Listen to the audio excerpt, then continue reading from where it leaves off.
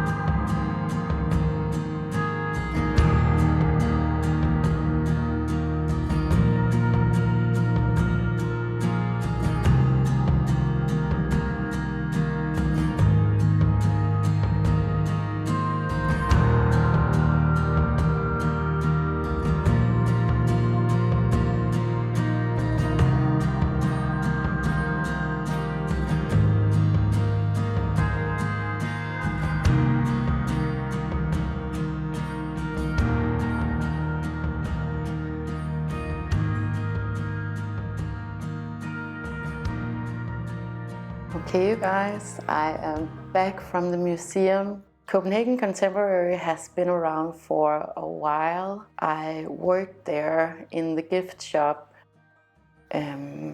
while I was pregnant, so that's about 7 years ago. And it has always been very contemporary, very cool. If you're into art, design, it's definitely worth a visit. The atmosphere was really cool and industrial. The exhibition storage of the gods, I was so curious about for so many reasons.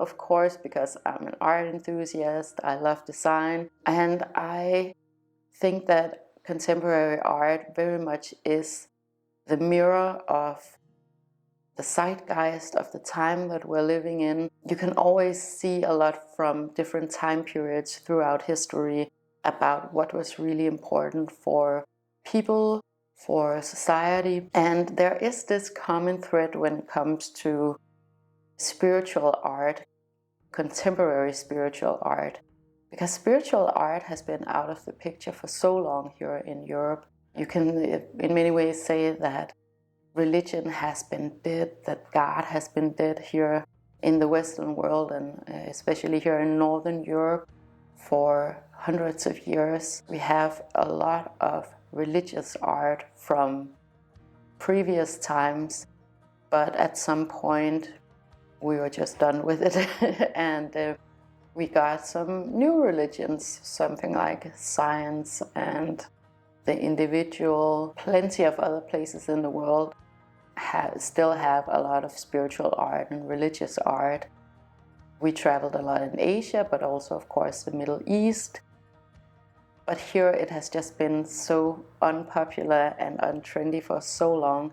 And that's why I'm really curious to see how it takes form at the moment, because there's a revival of spiritual art going on here. I don't know how long it's gonna make it for, or if this is just gonna be a little pocket in history where we talk about spiritual art. So this exhibition was a lot like the one that I showed you in Aros a few videos back. Same color scheme, a lot of pastel colors, a lot of neon colors, and the materials also were quite similar. This one was a little bit more DIY-ish, more about knitwork and pottery and handmade things. I had a conversation with Andreas about it because I asked him, why do you think that contemporary spiritual art looks so primitive and DIY-esque at the moment? And he said that he actually feels like all contemporary art looks like that. Something that you could make at home, or you took like a pottery class and then you mashed some things together. And also very much like collected things, randomly collected objects put together, scrappy materials, which is completely opposite to how religious art and spiritual art was depicted back in the days. So for example, let's say in Christianity, you would use a lot of gold and fine materials. And even way back in the Viking times here in Denmark, even though we didn't have precious metals or a lot of precious metals, people here would still do very thorough craftsmanship and find the best wood materials, for example, fine stones and things that would have a significance or be worthy of the gods. That's completely different now. So where you see that the money is now is with the individuals, so that would be big mansions, luxury apartments. So that's what we here in society, here in the West, we put our money into, and we celebrate it, and we want to see it, and we want to look into magazines and see all of these fine materials that were used in one single home for a small family or for an individual, right? So the individuals have become kings and queens and gods, and these homes are more like shrines of wealth for the individual. So it's very interesting to see the juxtaposition that you see in art right now that it is so DIY and so simple materials and almost like garbage that has been put together into some object or sculpture. And I completely agree with Andreas that it's actually what you see all around in art at the moment. So I guess that's just what contemporary art looks like. It is a lot of pastel colors and neon colors, a little bit childish and some melancholia also, like a lost paradise kind of feeling. It's a little bit like it's supposed to look like no effort was put into it. Very little craftsmanship, and definitely not any kind of professional craftsmanship. Just little scraps put together in a very childlike way. So that's also how I would describe this particular exhibition. It was very, I'm not criticizing it at all. I think it was absolutely intended to look like that. What it consisted of was, for example, and what I loved were these wing sculptures, so different sculptures of archangels, wings that were in storage for when we need them again here in the West. I thought that was really interesting, but it had like a humorous take, and that's often also what I see in both art and especially spiritual art, that it's never really serious. It's always a little bit more juvenile and playful and a little bit cringe and embarrassing, right? And when you go to other places in the world, religion, spirituality is no laughing matter. It's serious, important for society, for the collective. It's not something that's ridiculed. But I want to know what you guys think about it. What is actually going on here? And is this going to be a trend that we're going to see in spiritual art and spirituality for a long time or for a short time? Or is it going to return back to something more precious and dignified? Or are we gonna just ride this neon plastic wave of spirituality at the moment? Actually, it was also funny, in the gift shop they had little spiritual artifacts. So the little generic pocket crystals, they had some incense sticks, some self-help books. So I think that's really where we are, and I think it's such a good image of where we are culturally, spiritually here in the West. It's not very evolved, it's not very complex. It's still in the sphere of consumerism. So obviously this exhibition was meant to look unimpressive, because it was this very kitschy vibe, this kitschy expression of spirituality. And I want to explore this even further and have a look out for some other places and see what's going on. It's a really interesting shift to see. As you know, I have been doing quite a lot of AI image work in the last year or 6 months, about that. And we use AI, Andreas and I, professionally in our work when we do graphic design, for example. The way that AI has developed in the last 6 months is so incredible to see. Because when we started out working with AI, we had all of these small problems. It was really hard to work with the machine to actually get the result that you wanted to get. So you would get these typical AI fails. So you would have something like 6 fingers on one hand. But just the way that it has developed over the last 6 months is so impressive, and it's like point of no return when it comes to making images of people, for example, photos. I don't know where it's gonna leave professional photography at this point, because we also used to use professional photography, but now there's like really no reason to do so, because you can generate it so professionally with AI. We also used to use a lot of stock images with our graphic work, and there's no need for that either. So really interesting times when it comes to AI, and I think we're gonna see a lot more of AI in art and in visual culture.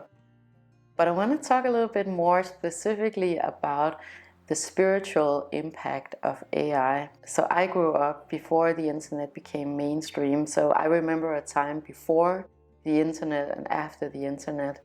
And those were two completely different worlds. I know you guys who grew up in the 80s and 90s, you definitely remember too that everything was just completely different. Information was not as accessible. These drops that we get of technology here in our world are really mind expanding in so many different ways. And I think that AI is going to be one of these major drops that are going to just expand all of our minds so fast. I don't know if you've noticed it, but time really is speeding up at the moment. There's a lot going on in just a short amount of time. Just the last 20 years has been unlike anything else, right? So with the internet, what really came spiritually was this sense of a collective consciousness, of this collective buffet of information and misinformation and everything, right? And everybody is contributing to this big buffet of information. And that really is a great metaphor for the collective consciousness. It's also very much a metaphor for entanglement that we have with each other. So even though we're on opposite sides of the world, we're still affected by one another. And it's a lot more tangible now than it has ever been. We know what's going on everywhere. We're connected with everybody everywhere. And we see everything playing out in real time. It didn't used to be like that. I remember when there were conflicts in the world. I'm gonna have to be careful with using the right words here. But when I grew up, there were conflicts all over the world in different places, but it wasn't that we didn't care, we didn't know a lot about it. We didn't know what the conflict was. But now when we have a global conflict, everybody knows about it and everybody has access to the information. So we're seeing everything play out live in real time.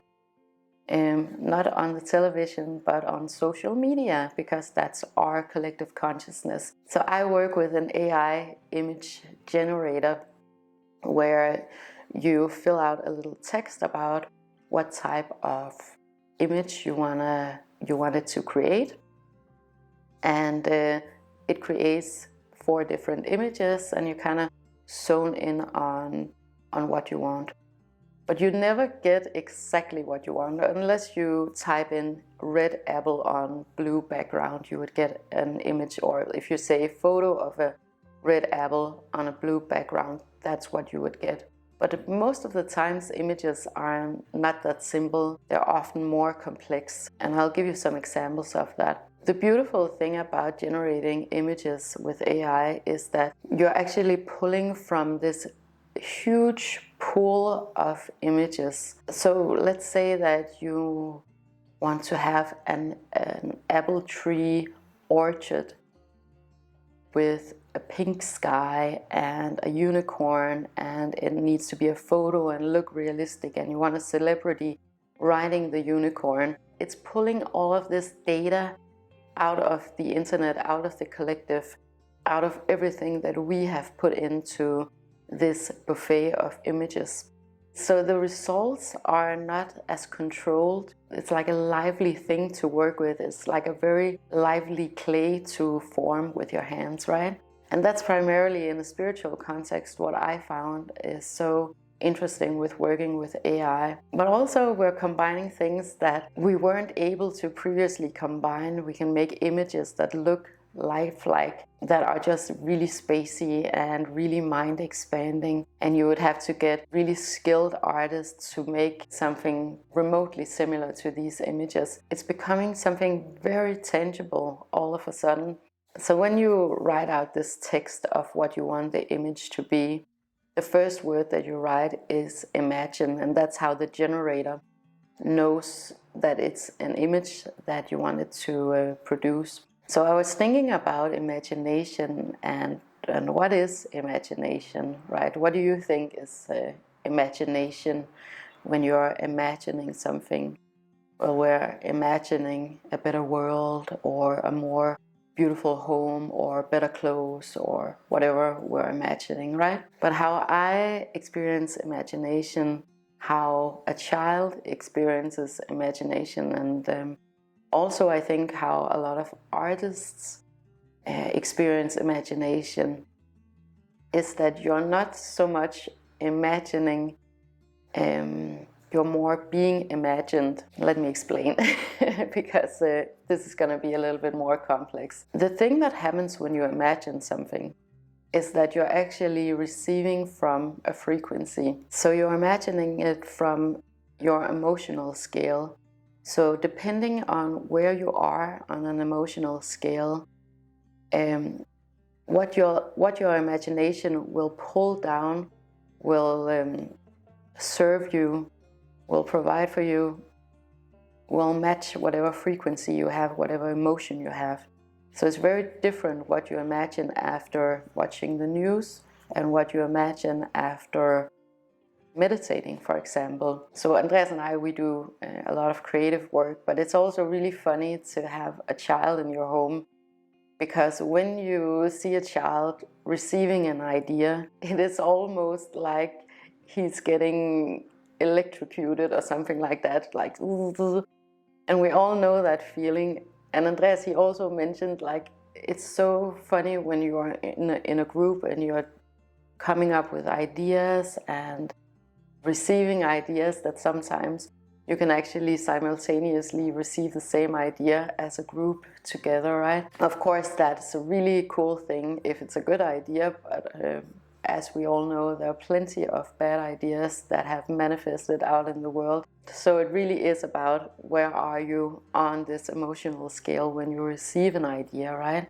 What are you tapping into? But I don't know if you've seen a child get a good idea. It's almost like they can't really get it out, right?